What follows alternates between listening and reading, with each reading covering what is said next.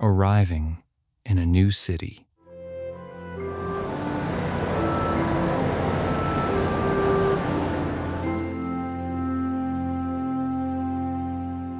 Lucas was traveling on a mid-distance train toward the city where he was moving. He was drifting in and out of sleep in his seat. But he was careful because his destination was not the final stop. He checked his watch frequently to make sure he wouldn't miss his stop. Lucas loved traveling by train because he was much taller than the average person. Traveling by bus or plane was usually very uncomfortable for him. He often complained about the lack of legroom when he used those types of transport. The train was pulling into the platform when Lucas woke up. Passengers were gathering their luggage from the overhead racks. The journey has been very comfortable, he thought. The seat next to him was empty the whole time. He looked out the window and noticed that the station was very crowded. He grabbed his big suitcase and stood close to the door, ready to get off. The train would only stop for 1 or 2 minutes. Once he stepped off, he heard an announcement about a delay on another train. The snow has delayed many of the trains, he heard a woman close to him say to another person. It was a big station with several platforms and very high ceilings. Suddenly, his phone rang. It was his mother. Lucas told her that he was already at the train station and he was looking for the exit. He said that it was very loud and he couldn't hear her well. He told her that he would call her later once he was in the student residence. At the station entrance, the taxi stand was full of people waiting in a long queue. Lucas thought, if I walk 2 or 3 blocks away, I will find a taxi much faster.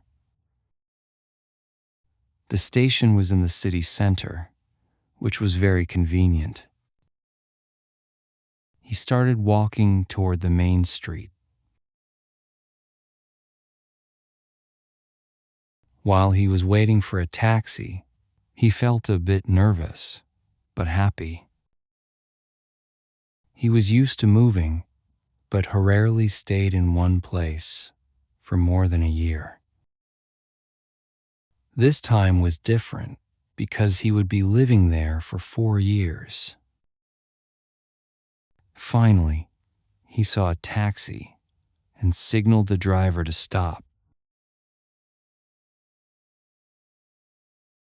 The driver saw the big suitcase and opened the trunk from inside. Lucas walked to the back and carefully placed his heavy luggage inside.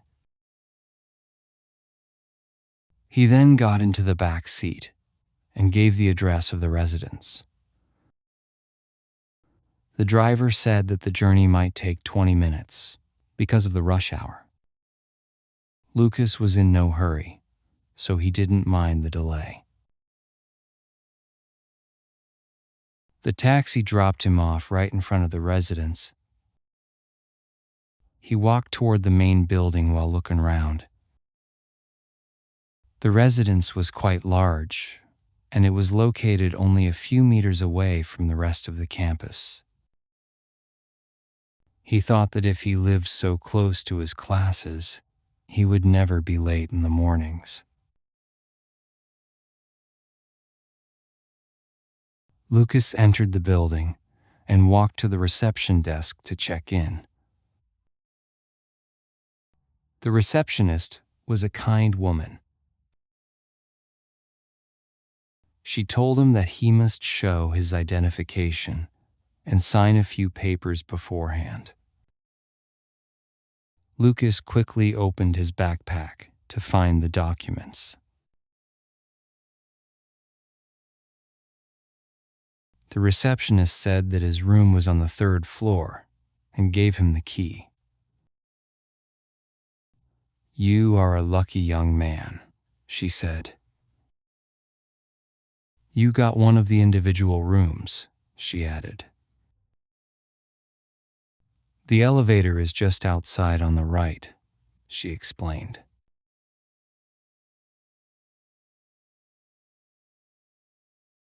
The elevator doors opened on the 3rd floor. Lucas walked down the corridor until he found his room. He opened the door to his new home. The room was bigger than he expected. It even had a kitchen. Was it a mistake, or was he really lucky, as the woman said? He stood in the middle of the room and looked at the modern stove. "If I learn to cook, I will save money," he thought.